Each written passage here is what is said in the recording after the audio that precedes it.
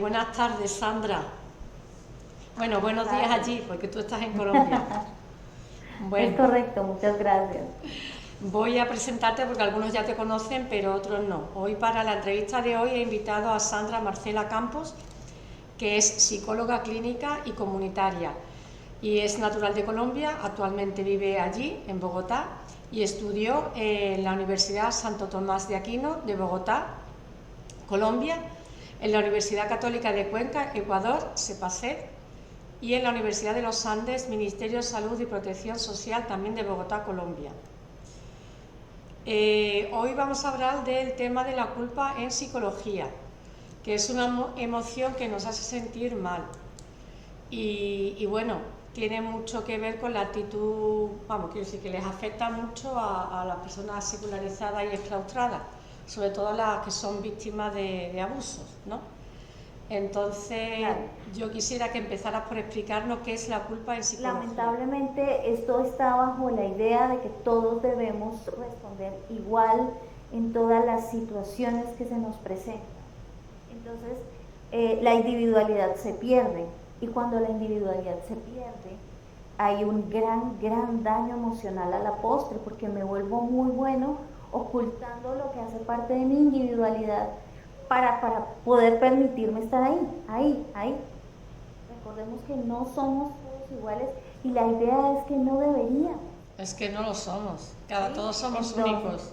exacto, entonces el hecho de que yo me ajuste implica que habrá cosas que para mí están bien, no me afectan, pero habrá cosas que necesariamente me afecten. Y entonces hemos aprendido voy a utilizar una frase muy rara y es como tragar grueso, ¿cierto? Pasar saliva grueso y decir, ok, no pasa nada, yo sigo, pero sí pasan cosas y siguen pasando acá. Muy bien. Bueno, y luego la culpa, el sentimiento de culpa también se somatiza. Total.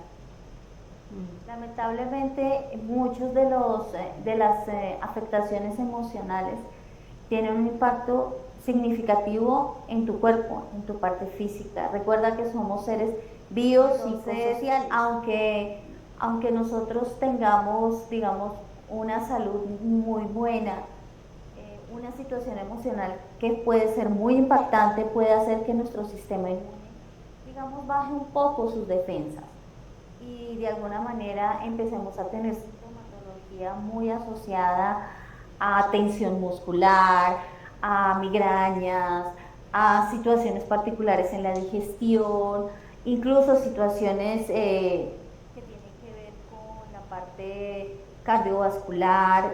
Hay miles de situaciones por las cuales tu cuerpo trata de responder a esa emoción. Es decir, recuerda una cosa importante, es que tu cuerpo responde a las emociones primarias. Entonces, ¿qué pasa cuando te da rabia? Cuando te da rabia y hay un sentimiento de injusticia, tu cuerpo se prepara para o luchas o huyes, pero por lo general siempre luchas. Cuando estás con miedo, te paralizas y es todo un proceso fisiológico que hace que tú sobrevivas. Cuando las emociones se instalan de una manera permanente contigo, tu cuerpo siempre va a estar hiperactivado a la emoción que esté permanente. Si yo tengo mucho miedo, tiendo a hacerme para adentro, como se dice, a ponerme pequeño y hacerme para adentro, a tratar de evitar por toda costa mi peligro, porque para ti tu emoción es permanente, está constante y está ahí. Percibes una amenaza, ¿sí? ¿Y la amenaza cuál es? No necesariamente puede ser una amenaza física, es una amenaza completamente diferente, es una amenaza simbólica desde lo emocional, desde la exclusión, desde el yo no pertenezco, desde yo no soy merecedor de, ¿sí? Y tu cuerpo responde a eso, ¿sí? Bueno, ¿y cómo superar y sanar la culpa? Pues hay muchas cosas y es que hablar sana, hay que hablarlo y comprender cómo estoy entendiendo la situación por la que estoy pasando. Hay que empezar a entender que si bien es cierto, el darse a los otros es una gran misión en la vida para muchas personas, si tú te abandonas a ti mismo, entonces no vas a poder darle a nadie. Entonces la compasión debe empezar por casa. Y es, yo tomé la decisión que tomé porque consideré que era la mejor decisión bajo las condiciones en las que yo estaba. Y debo entender y puedo entender que me puedo dar una nueva oportunidad a partir de esta decisión que tomé. Pero es un proceso en el que yo empiezo a verbalizar cosas que antes no verbalizaba, que consideraba como ciertas sí o sí, como naturales sí o sí, y cuando yo empiezo a poder hablar y a decir, no, tal vez yo no estaba muy de acuerdo con eso, pero me callé, tal vez eso me hizo daño o me hizo sentir incómodo, incómoda, pero me callé, ¿sí? Y todo esto hay que empezar a verbalizarlo, a hablarlo, a comprenderlo y a tener mucha más empatía con nosotros mismos, mucha más comprensión con la persona que somos. Sí, una cosa que le pasa a todas las víctimas de abuso, que es muy curioso, porque una víctima de acoso se siente culpable del daño que sufre, porque se hace un intercambio de roles entre el abusador y la víctima, que es lo que provoca esa forma de pensar. A ver, ahí hay varias cosas. Como yo necesito sobrevivir, encajar, hacer parte de, porque considero que es lo que quiero, o porque en algunos casos no necesariamente yo tomaba esa decisión, sino fue impuesta por alguien, ¿sí? Empiezo a desarrollar algo que es una indefensión aprendida. Y es, yo me adapto. Entonces, somos súper sobreadaptados a todas las situaciones. Yo me adapto. Y aprendo a sobrevivir respondiendo a lo que se me pide, ¿sí? Como si de mí dependiera toda la situación, como si en mis manos estuviera que todo funcionara, ¿sí?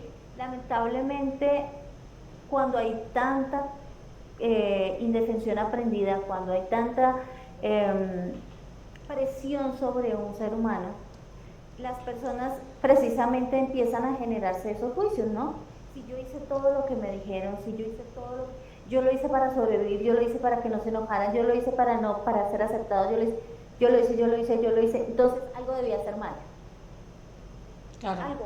Algo se me olvidó, algo se me pasó, algo, ¿sí? Lamentablemente,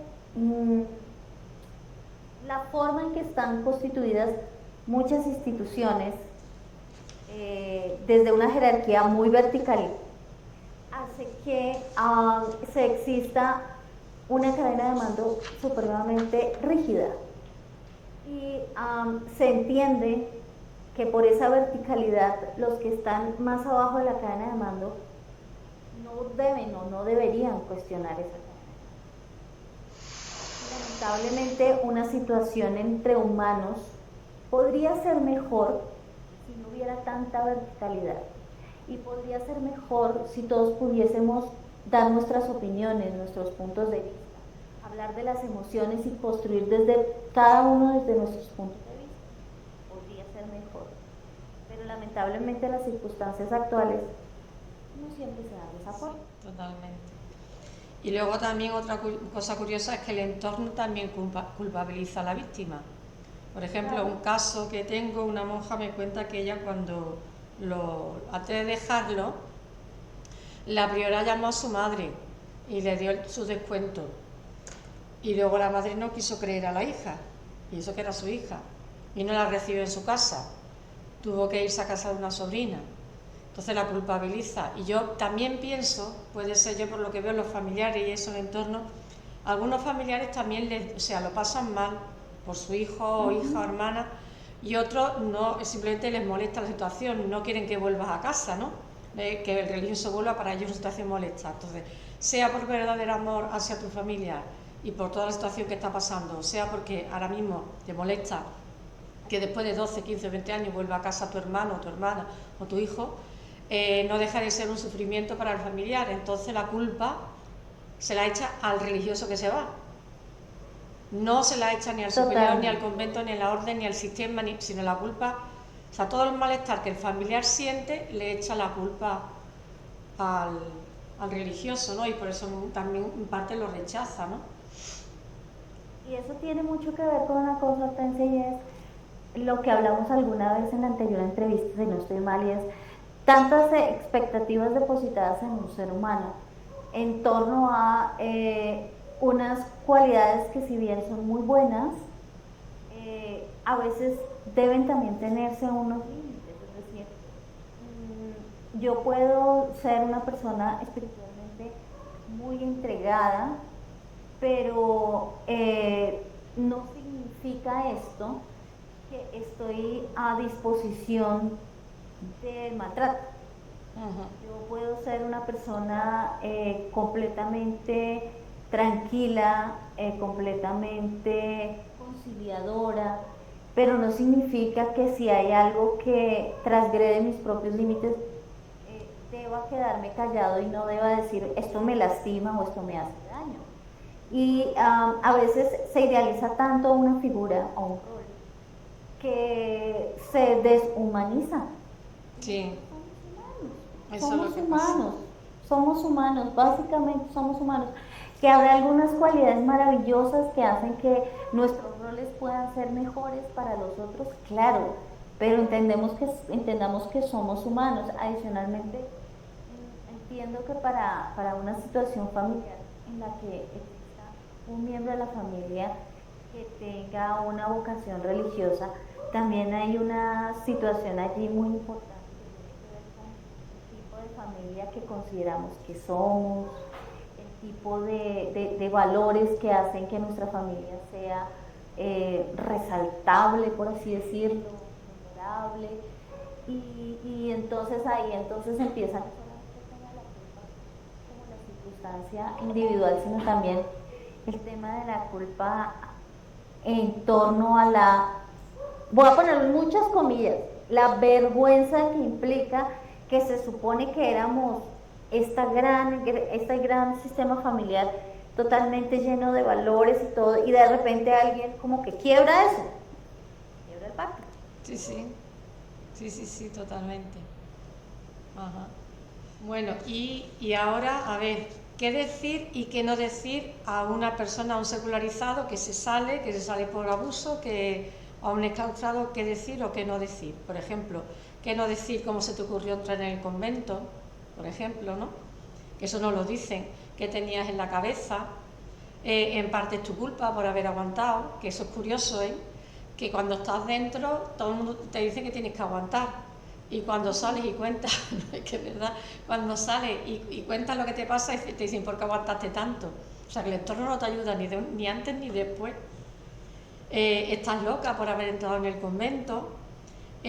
O cuando una persona pues eso, cuenta su problema y dice parece que te gusta estar ahí machacándote, o por ejemplo, eso tienes que olvidarlo, eso se dice mucho a una persona que sufre y eso no se debería decir. Cuando dice no, eso tú lo que tienes que hacer es olvidarlo, en realidad la persona lo que te está diciendo no me lo cuentes, no quiero. Y realmente para olvidar algo lo que hay que hacer es encontrarlo, y para eso tienes que escuchar a alguien que realmente encontrar a alguien que realmente te escuche. Otras cosas que tampoco se deben decir: tú confía en Dios, todo se pasa, deja pasar el tiempo, que el tiempo todo lo cura. Y luego también hay que perdonar, o una cosa que te dicen: ¿has perdonado? Que eso es muy hiriente. Siempre la culpa para ti. ¿Has perdonado? O sea, como que toda la situación se resuelve en que tú no has perdonado. Tú eres el culpable.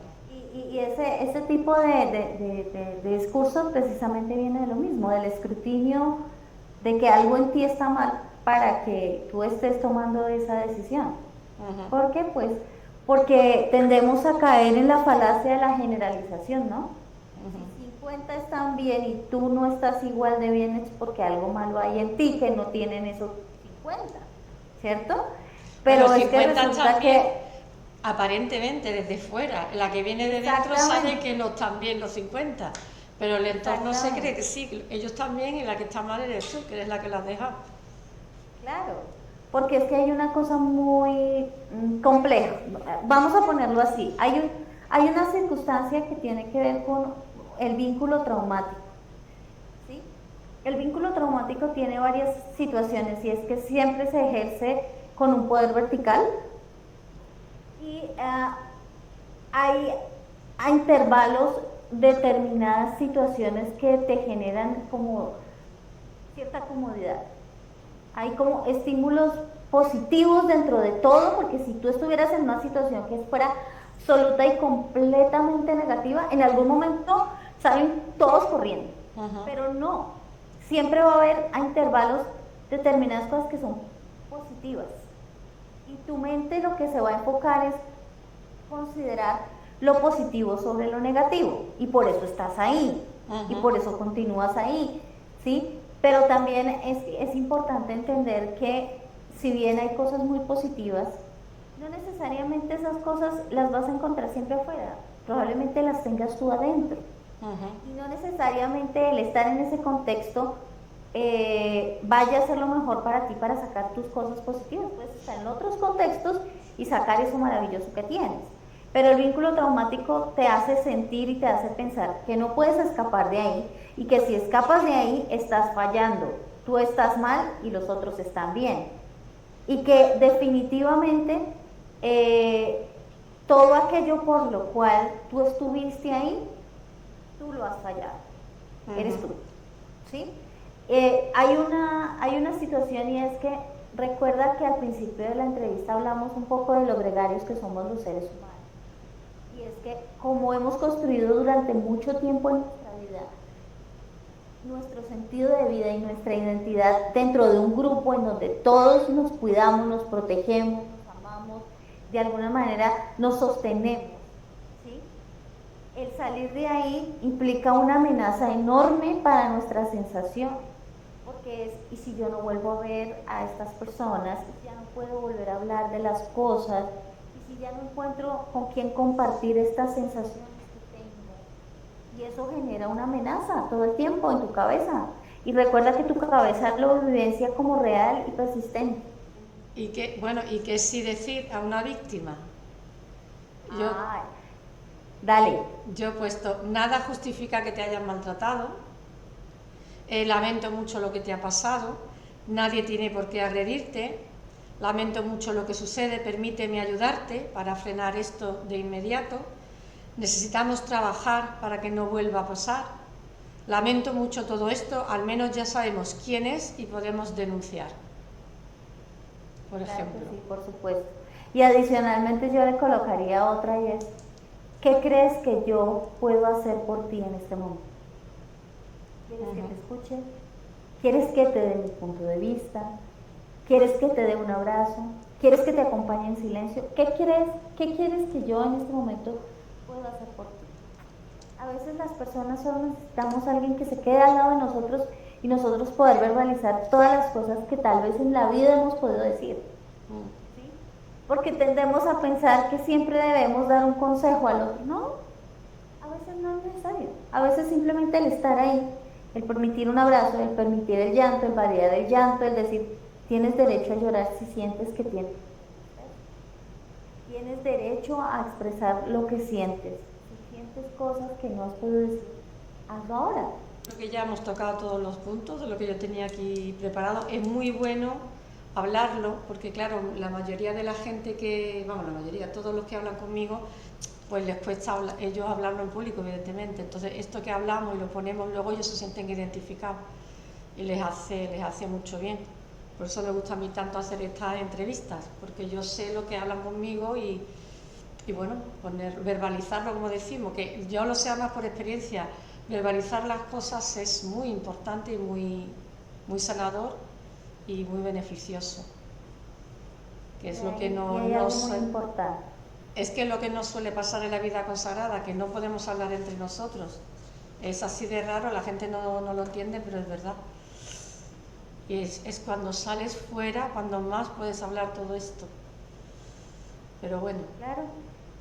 Mira, lo más importante en este caso es comprender que a veces el silencio es cómplice de cosas muy complicadas y muy dolorosas. Puede que a mí me esté pasando algo terrible, dolorosísimo, y a mi compañera también le esté pasando algo terrible, pero en el momento en que elegimos callarlo, se va a convertir en un cómplice de algo que le puede también pasar a otro, y luego a otro, y luego a otro, porque naturalizamos esas situaciones y pensamos que no debemos hablarlas. pensamos que estamos siendo irrespetuosos si hablamos de esto, o pensamos que estamos o vamos a defraudar a alguien porque pensamos que si esto me está pasando a mí es porque algo estoy haciendo mal, no estoy entendiendo esta situación, o no lo estoy haciendo, o no me estoy comportando de la forma en que debería. Y resulta que es cuando yo empiezo a hablar y empiezo a darme cuenta de que a ti te pasa, a ti te pasa, a ti te pasa, empiezo a darme cuenta de que el silencio siempre fue cómplice de toda esta situación, ¿sí? Hay una cosa muy fuerte a veces, y es dentro de los casos que existe un abuso, y por lo general cuando existen abusos en la infancia, una de las cosas de las cuales se beneficia más el abusador precisamente es el silencio. No le vayas a decir a nadie porque te va a pasar algo muy malo, o a tu familia le va a pasar algo muy malo, ¿sí? Entonces el tema es rompamos ese silencio y empecemos a escucharlo. Cuando lo ponemos en palabras, podemos entender mejor qué emociones hay contenidas en mí. No es lo mismo decir estoy mal, punto, a decir me siento triste por esto, tengo enojo por lo otro, tengo miedo por esto, ¿sí?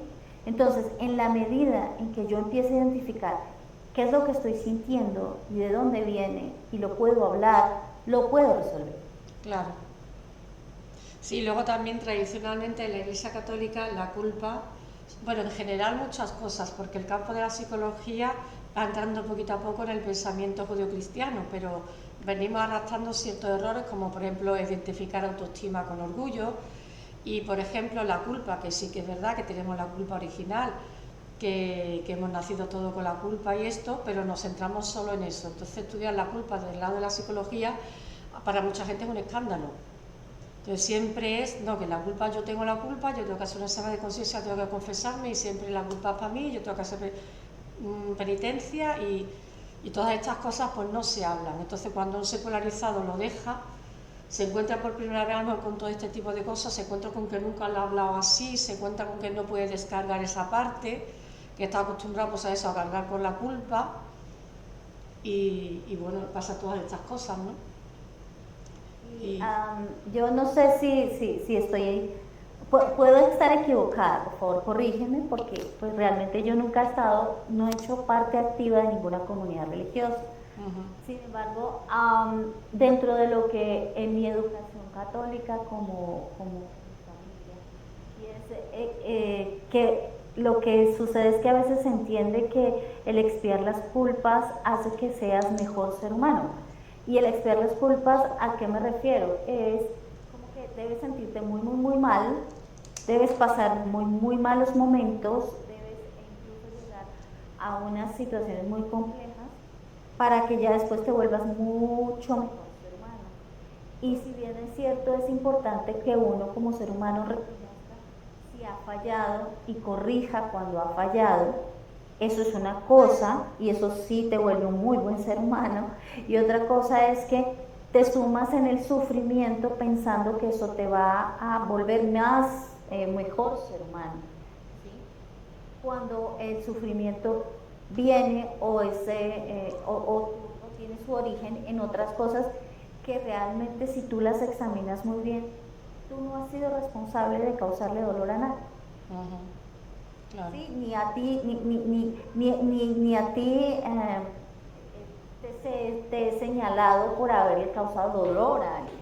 Entonces, si bien es cierto, toda esta circunstancia está muy relacionado con preservar la vida y amar y el servicio, también es importante analizar desde dónde y hasta dónde, ¿sí?